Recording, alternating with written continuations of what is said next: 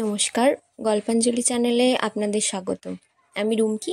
ঈশ্বরচন্দ্র বিদ্যাসাগর সংকলিত ভ্রান্তিবিলাস উপন্যাসটি আমি বিভিন্ন পর্বে বিভক্ত করে আমার চ্যানেলে আপলোড করছি। আপনারা শুনবেন, আশা করি ভালো লাগবে।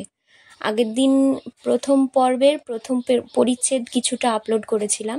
আজকে প্রথম পরিচ্ছেদের বাকি অংশটুকু দ্বিতীয় পর্ব হিসাবে আপলোড করব।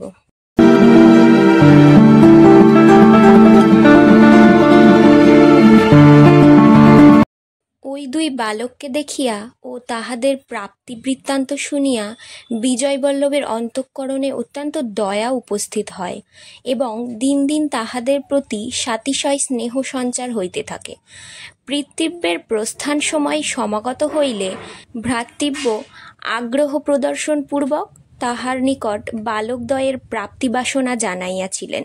তদানুসারে বিজয়বর্মা তদীয় প্রার্থনা পরিপূর্ণ করিয়া স্বস্থানে প্রাতিগমন করেন। অভিপ্রেত লাভে আহ্লাদিত হইয়া বিজয়বল্লভ পরম যত্নে চিরঞ্জীবের লালন পালন করিতে লাগিলেন এবং সে বিষয় কার্যের উপযোগী বয়সপ্রাপ্ত হইলে তাহাকে এককালে সেনা সংক্রান্ত উন্নত পদে প্রতিষ্ঠিত করিলেন। চিরঞ্জীব প্রত্যেক যুদ্ধেই বুদ্ধিমত্তা, কার্যদক্ষতা, অকুতভয়তা প্রভৃতির প্রভূত পরিচয় দিতে লাগিলেন। একবার বিজয়বল্লভ একাকী বিপক্ষমণ্ডলে এরূপে বেষ্টিত হইয়াছিলেন যে তাহার প্রাণ বিনাশের সম্পূর্ণ সম্ভাবনা ঘটিয়াছিল।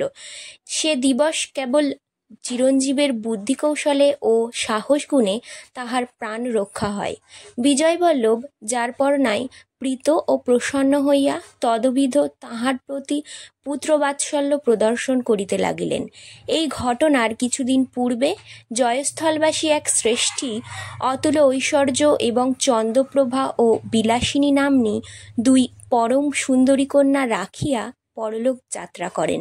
মৃত্যুকালে তিনি অধিরাজ বিজয়বল্লভের হস্তে স্বীয় বিষয়ের ও কন্যাদ্বিতয়ের রক্ষণাবেক্ষণ সংক্রান্ত সমস্ত ভার প্রদান করিয়া যান।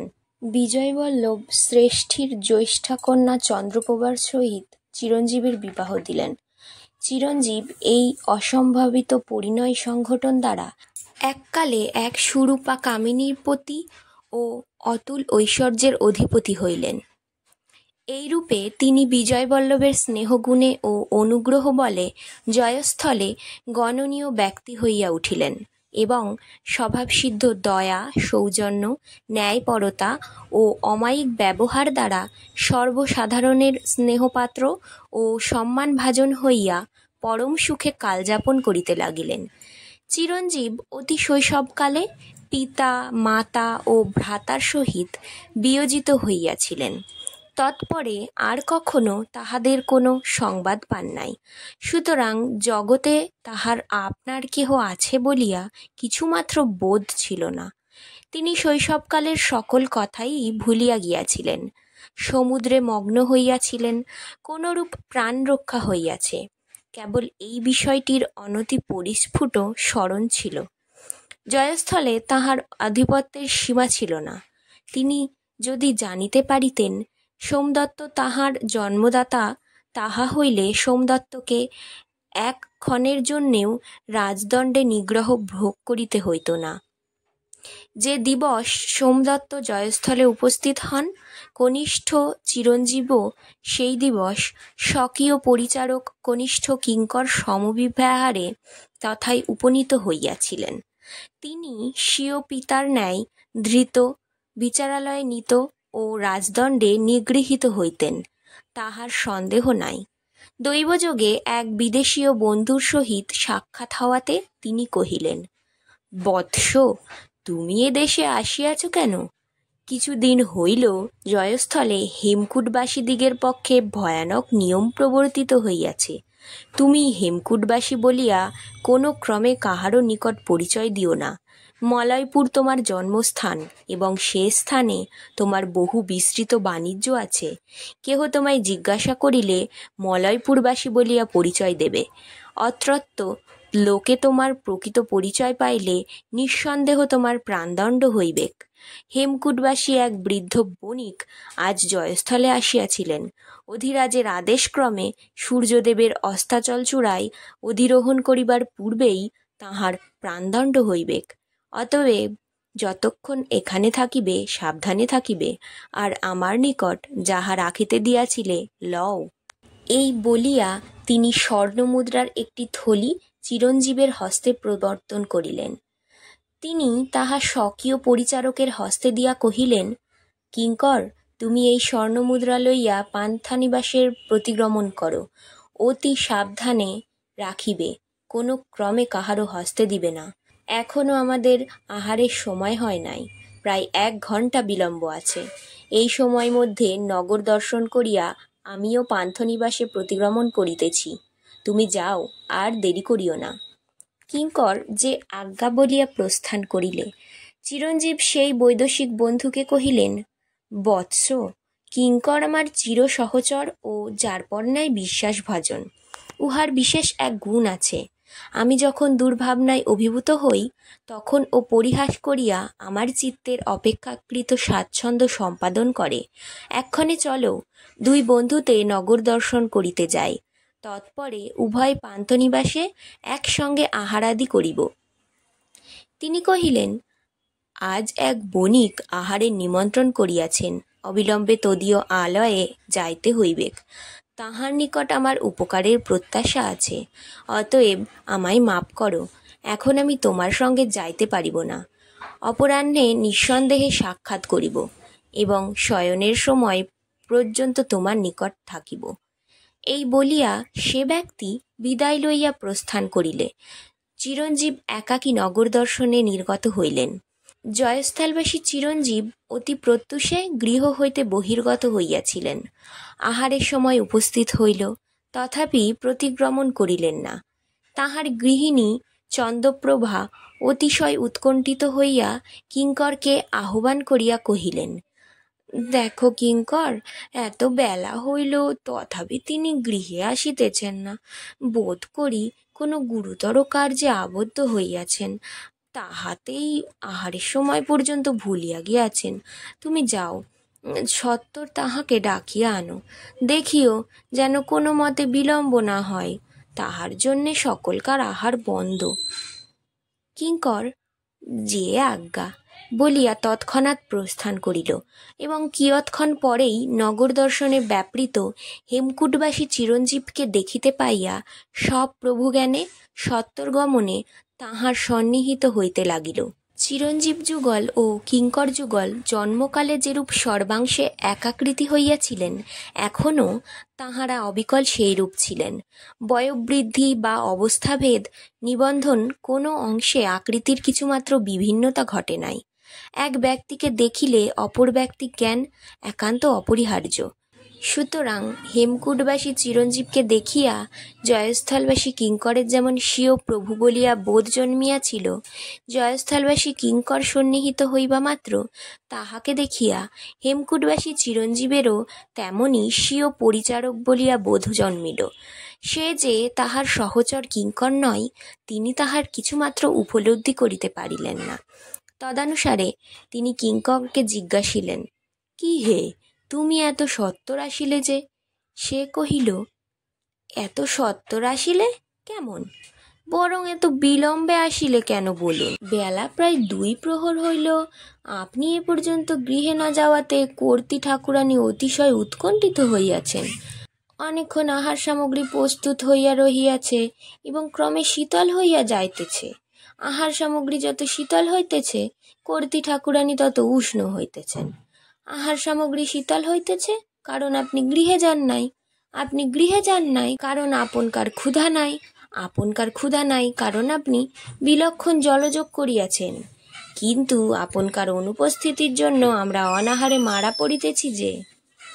এই সমস্ত কথা শুনিয়া হেমকূটবাসী চিরঞ্জীব ভাবিলেন, পরিহাস রসিক কিঙ্কর কৌতুক করিতেছে। তখন তিনি কিঞ্চিৎ বিরক্তি প্রকাশ করিয়া কহিলেন, কিঙ্কর, আমি এখন তোমার পরিহাস রসের অভিলাষী নই। তোমার হস্তে যে স্বর্ণমুদ্রা দিয়াছি, কাহার নিকট রাখিয়া আসিলে বলো। সে চকিত হইয়া কহিল, সে কি, আপনি স্বর্ণমুদ্রা আমার হস্তে কবে দিলেন? কেবল বুধবার দিন চর্মকারকে দিবার জন্য 4 আনা দিয়াছিলেন, সেই দিনেই তাহাকে দিয়াছি। আমার নিকটে রাখি নাই। চর্মকার কর্ত্রী ঠাকুরানীর ঘোড়ার সাজ মেরামত করিয়াছিল। শুনিয়া সাতিশয় কুপুত হইয়া চিরঞ্জীব কহিলেন, কিঙ্কর, এ পরিহাসের সময় নয়। যদি ভালো চাও, স্বর্ণমুদ্রা কোথায় রাখিলে বলো। আমরা ঘটনাক্রমে এই নিতান্ত অপরিচিত অবান্ধব দেশে আসিয়াছি। কি সাহসে, কোন বিবেচনায় তত স্বর্ণমুদ্রা অপরের হস্তে দিলে? কিঙ্কর কহিল, মহাশয়, আপনি আহারে বসিয়া পরিহাস করিবেন, আমরা আহ্লাদিত চিত্তে শুনিব। আপনি এখন গৃহে চলুন। কর্ত্রী ঠাকুরানী সত্বর আপনারে লইয়া যাইতে বলিয়া দিয়াছে। বিলম্ব হইলে কিংবা আপনারে না লইয়া গেলে আমার লাঞ্ছনার সীমা থাকবেক না, হয়তো প্রহার পর্যন্ত হইয়া যাইবেক। চিরঞ্জীব নিতান্ত অধৈর্য হইয়া কহিলেন, কিঙ্কর, তুমি বড় নির্বোধ। যত আমায় ভালো লাগিতেছে না, ততই তুমি পরিহাস করিতেছ।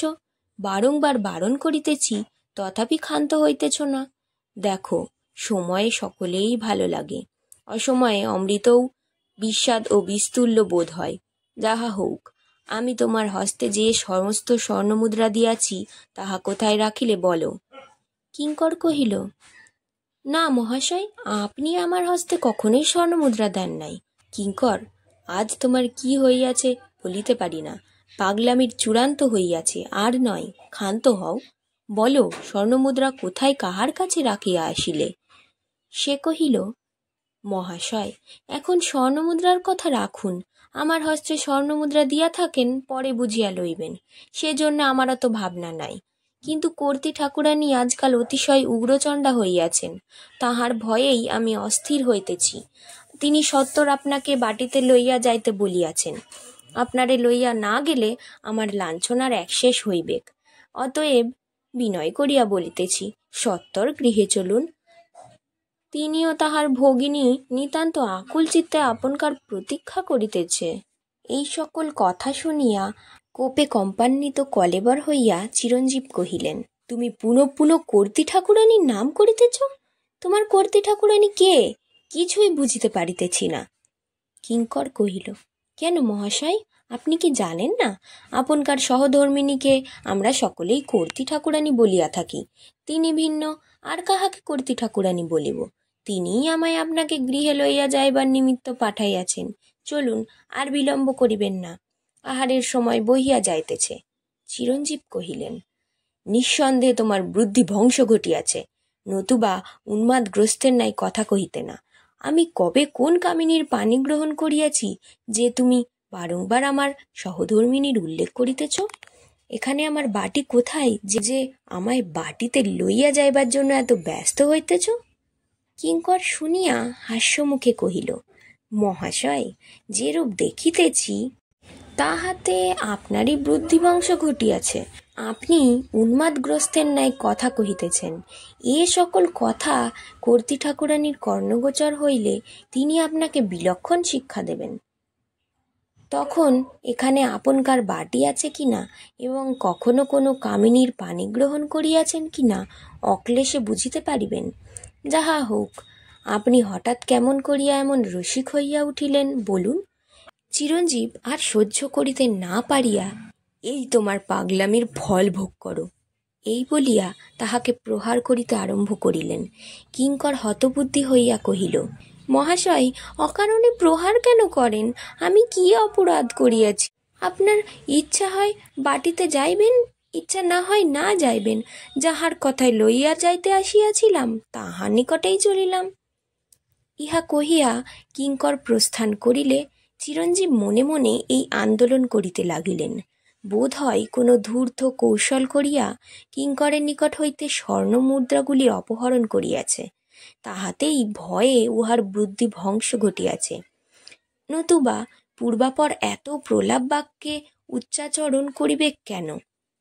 প্রকৃষ্ঠিত ব্যক্তি কখনো এরূপ অসমন্দ কথা কহে না।